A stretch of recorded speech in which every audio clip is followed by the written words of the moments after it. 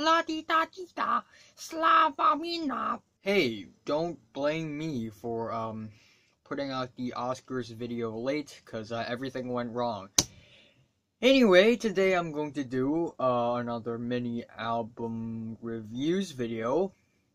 Is it the fifth one or the sixth one? I think it's the sixth one, right? Yeah, so here are a bunch of albums that I've been listening to for over a month or even over 2 months, because some of these, like one of these albums are from January.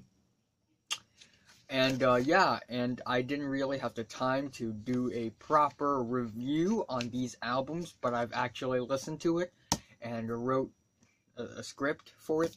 So and a really messy script as well, as you can see. Anyway, I'll be talking about the Black Panther album, the music from and inspired by.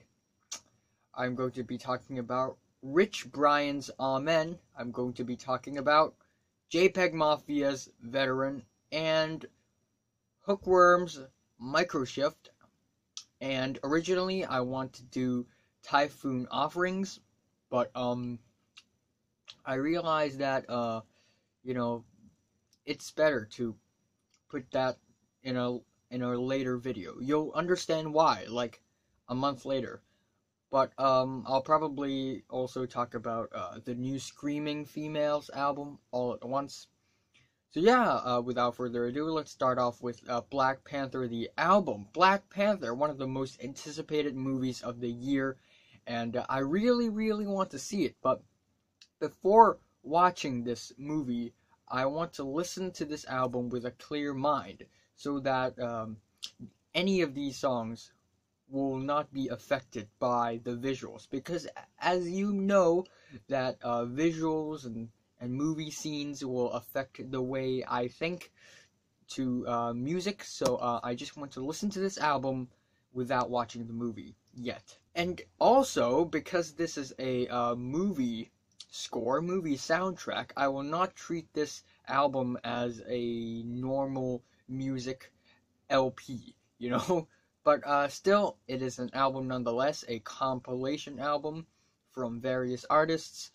But I will also take the, I guess, the whole Black Panther movie context into account.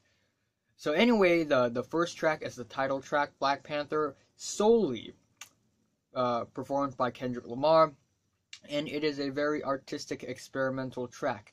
And I really like it. In fact, I really like it. It starts off with some melancholic pianos, and then suddenly the beat changes and some freaky drums and percussions started to bang, and Kendrick Lamar just, you know, get more abbreviated, I guess. I don't know what is the word, but yes, Kendrick Lamar keeps repeating, king of the something, king of the something, king of the something, and I think that's pretty interesting. And damn, just imagine the movie opening, the first scene, with this track. You know, it's just very freaky and eccentric, and I like it. The second track is All the Stars, and man, I love this song the first time I hear it. The first time I hear it, I was just so hooked, because SZA's vocals are so soulful, so lively, and the song itself is really, really catchy.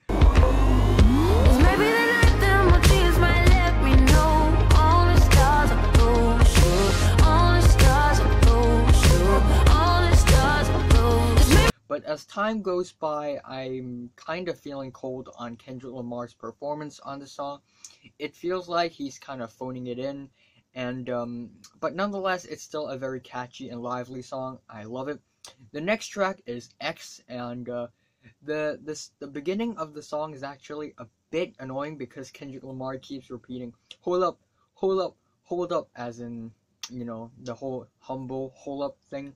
And yeah, this is also a really sneaky, very disorienting trap rap featuring a couple other artists, and nothing too special. The track The Ways is a more laid back, relaxing R&B track featuring Sway Lee and another person. I forgot, okay? I'm forgetful. And yeah, it's a forgettable track. There are also a lot of forgettable tracks on here. Bloody Waters, which is also a very futuristic, electronic, industrial kind of rap song. I Am, which is soft and forgettable. Big Shot is also kind of forgettable, featuring Travis Scott. And I guess the song Seasons is actually one of the songs that feels forgettable at first, but later on it kind of grows on me because it's really relaxing and it's really laid back, and I just like the whole aesthetic of it. The song Redemption is featuring Zachary is also really forgettable and weak.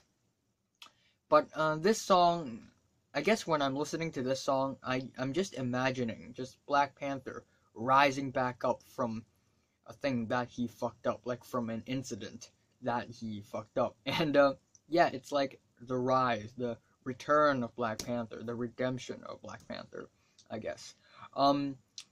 The track Ops is probably my favorite track. I'm back after 5 minutes of noises. Anyway, I was talking about the track Ops, right? Ops is my favorite track of the album because it has a really dope and sick beat, and it's also really electronic, futuristic, and industrial, like Bloody Waters or X, or yeah, some other tracks. But this track really stands out because it really has a sense of energy in it, and the sampling is also great. You know, the whole "You're Dead to Me" sample is kind of memorable, and it's not annoying at all, and I really like the quick flow. It's just full of energy, and it's just quick paced. Hey, ready, set, go crazy, hit a finesse, you see I'm getting mine. Life hit a nigga with the lemons, limelight, but at night we still committing crimes, spitting rhymes. By the coupe with the spinning rim, get inside, bring a friend, bleeding hands from the genocide, clean me up, beam me up to the other side. Vince Staples on this song is amazing, and overall is really catchy. And the song Paramedic with an exclamation mark is from SOBRBE. I think that is their name, right? And this song is unexpectedly catchy and creative, in my opinion. It has this kind of grimy flavor to it that I really enjoy. And the song Pray For Me is not that bad. The first time I hear it, it's just but now it's actually one of the best songs of the album, in my opinion. You know, The Weeknd's vocals on this song is kind of stale, but the beat is also really sick, really drony, and I think the melodies, the whole music itself is also kind of cool. And damn, just imagine the movie closing with Pray For Me. You know, it's gonna be epic. And yeah, the lyrics on Pray For Me also hints the ending. You know, I'm always ready for a war again. You know, and it's not a bad song. The worst, however, has got to be King's Dead. Now Watch Mojo put out a video on YouTube about the top 5 songs from the Black Panther album, and number 1 is King's Dead. And what? Because King's Dead is my number 1 worst song of the album. The first time I listened to it, I think it's It has a really cool futuristic electronic beat to it, but damn, the lyrics are just really shitty, you know. Like J-Rock's verse on this thing, I gotta go get it. It's just kind of moronic. And then we have Kendrick Lamar at the end trying to sound philosophical and trying to sound super deep and smart, but And then Future's verse on this thing, la di da di da, slava mina. Yeah. But the music video is kind of good though. But yeah, it's nope. So yeah, Black Panther, the album, music from and inspired by. I'm giving, the worst is King's Dead, the best is Ops. I'm giving it a 6 out of 10. Probably, it's technically not a Kendrick Lamar project though. Well, anyway, let's move on to Rich Brian Amen. So, formerly known as Rich Chiga, he had been putting out songs for the past couple of years, and he had been blowing up in the internet And the record label 88 Rising is also getting really viral because of Joji mainly. What really is kind of about this album is that this album is not groundbreaking at all, and it's not necessarily bad, right? But the way Rich Brian does on this album is just kind of dull and bland. That's why the album overall just sounds kind of plain. Rich Brian on this album is playing really, really safe. So yeah, Rich Brian will not take any risks or experiment on this album. That's why this album just doesn't feel as original. And this album is littered with tracks with these glockenspiel electronic music, backup music that kind of reminds me of Igloo Ghost for some reason, and Rich Brian is rapping over it with a very cold and steady flow, and I think that is that is a style. When you listen to a song, Rich Brian song, you can immediately distinguish, yes, it's Rich Brian, it's Brian, it's him. But yeah, this monotone stale flow is in every single track, and it will be cooler if there's a little bit more variety and dynamic. Yeah, the album starts off with Amen, which is extremely cold and stale and okay, and then there's Cold, which I actually like, and the first time I've listened to this album, but yeah, as time goes by, it's just kind of forgettable, and so is the track right here, Introvert. Introvert featuring Joji. It's a really relaxing song that has a driving beat, and it's a really lo-fi, low-key song, and I kind of like that, but overall, it's a little bit dreary for my taste, so it's also kind of forgettable. I actually like a few tracks on this album though, like Occupied. Occupied is my favorite track. Go back to the fake Rolex, put it on and went into the club like where the hoes at. Never sitting down on my computer bumping code, thinking I should probably go delete all of my old tracks. The backup music is really disorienting, really puzzly, and I kind of like the glockenspiel embellishment. At least that's how I take it. And the track Enemies, Attention, and Kitty are also good songs that I enjoy. The track Kitty is kind of like a wake-up call. It's kind of like an alarm. It's because the couple of tracks before Kitty in the track list is kind of boring and forgettable, and then suddenly something wacky like Kitty happened, and I'm like, whoa, well, that's sudden. I didn't expect that. And Kitty is a good song. It's kind of uplifting, upbeat a little bit, and I actually enjoy it. But overall, this album, it's not that creative. It's really watered down, run-of-the-mill, kind of mediocre. And the writing, the lyrics on this album is also kind of lacking. There's a lot of lyrics on this thing where Rich Brian tries to be kind of sarcastic, I guess, or funny, but it doesn't really work.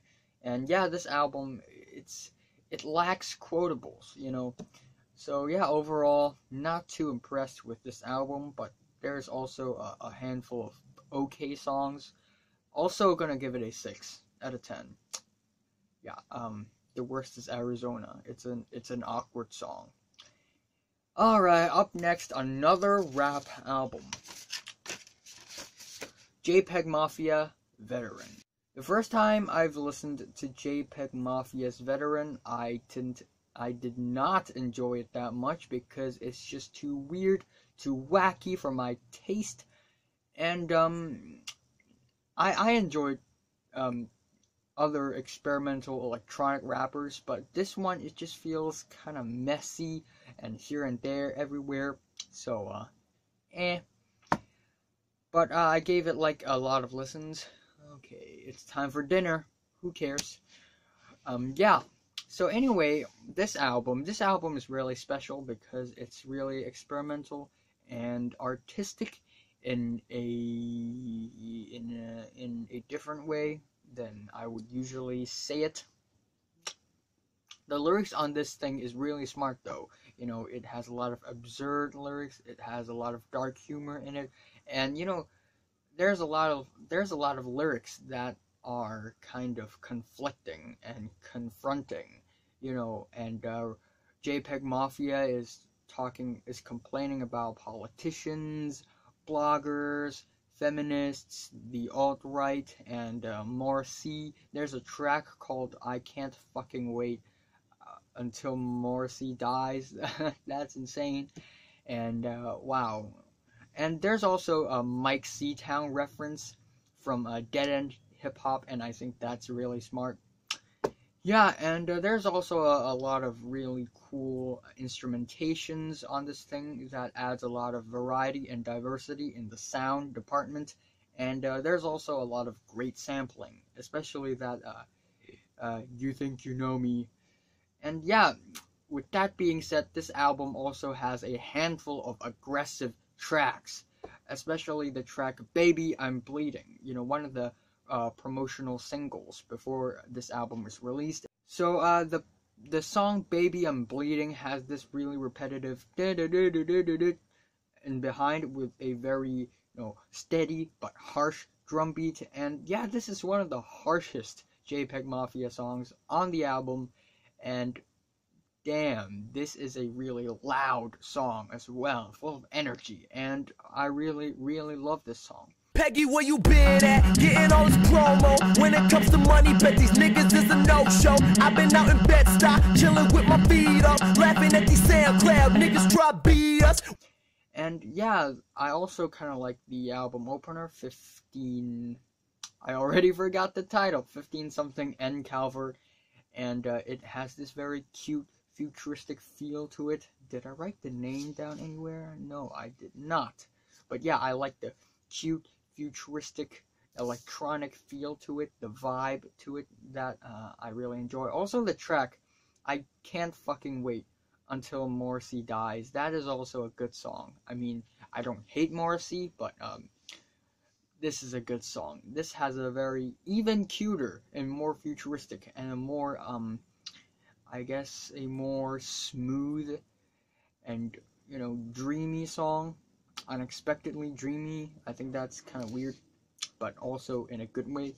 The song Real, I know it's not the N-word, but I'm not gonna say it so that YouTube will not kill me. Real Nibba. The song Real Nibba has these really crazy and wild screams, just oh, and I really, really enjoy it. And yeah, this is also one of the loudest, one of the most thuddy and muddy song, obscured song on the album, and I just love the aesthetic of it. And the intro of the song is and man, that's kind of cool. And there's a lot of unique samples on this thing, and a lot of creative instrumentals, but also quite a number of forgettable tracks, you know, just really weird, wacky, absurd tracks that's here and there, a little bit too experimental maybe, just you know, there's a lot of strange tracks too. But I also kind of like the relaxing Macaulay Culkin. Yeah, so this album is kind of genius. It has a lot of really crazy one-liners, jokes. It has a lot of really cool beat switches, and I'm just loving the album. But still, I'm giving it a 7 to an 8 out of 10. Okay, completely impromptu. I didn't write it in my script. I'm going to talk about Hookworms Microshift, and this is an album by Hookworms. Wow, I'm already stuttering. What could possibly go wrong? So this is from Hookworms, and Hookworms is an indie pop electronic dance group similar to Animal Collectives and similar to LCD Sound System, except it's more I guess, more narrow and focused and a little bit more, a little bit more boring is what it is. But I really love the album opener, Negative Space. It's actually kind of catchy, and I love all the song intros. You know, the song just introduces with these weird crisps, glitches of like sounds. You know, it's really interesting and experimental.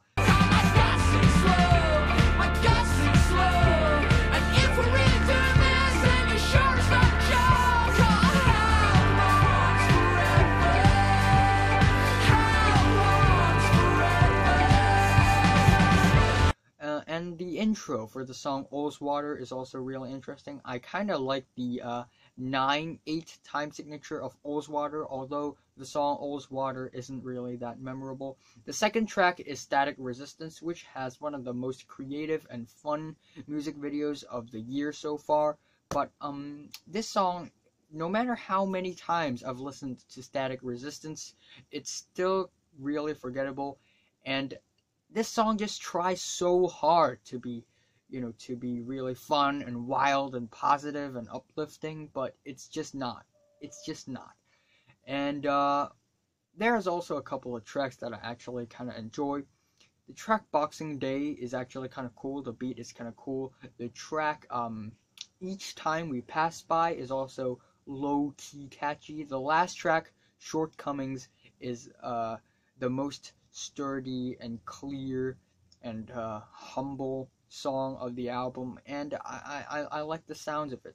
But still, at first I'm kind of excited for this album for no reason. Like, I don't know. First, I actually kind of enjoy the album, but as time goes by, I realize that there's a lot of forgettable moments on this album, a lot of weak moments on the album as well. But nonetheless, there's also a couple of really good tracks. Actually, I'm talking about Negative Space, and also a couple of decent tracks that I think is worth listening to. So I'm gonna be generous. The best is Negative Space. The worst is I have zero idea. I'm giving it a 7 out of 10. Really generous of me. At last, I'm going to be talking about Screaming Females, the band from Brunswick, Canada. Screaming Females, garage, punk, indie rock band, alt rock band, really alt indie punk garage kind of rock.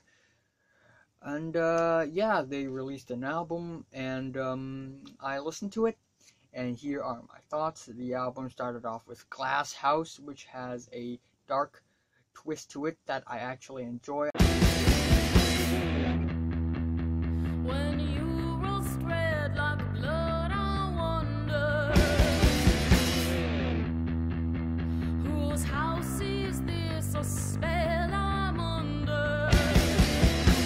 And there's a lot of anthemic pop punk songs on the album, like Glass House, Black Moon, and I'll Make You Sorry, which is basically the first 3 tracks of the album.